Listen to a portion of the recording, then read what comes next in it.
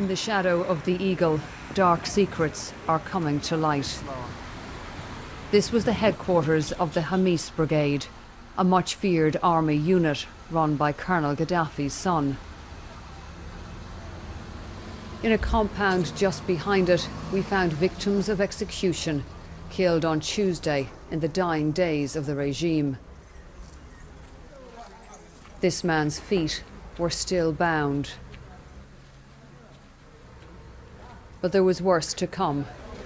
Inside this smouldering warehouse, the charred remains of dozens of bodies.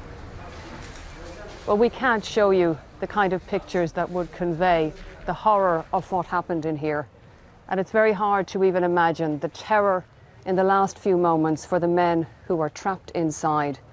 What we can say for certain is that they were shown absolutely no mercy.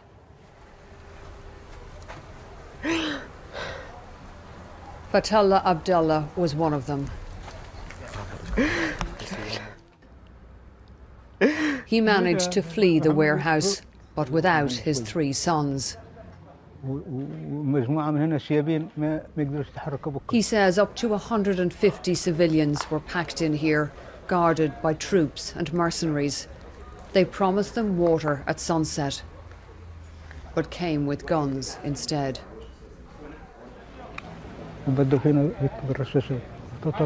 They started shooting like this, he said. Then they threw in hand grenades, 3 of them. They stopped and came back and started again. The sight and the smell were too much for some.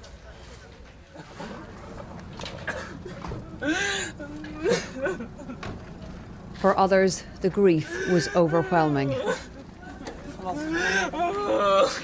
Husbands and fathers and sons were gunned down here.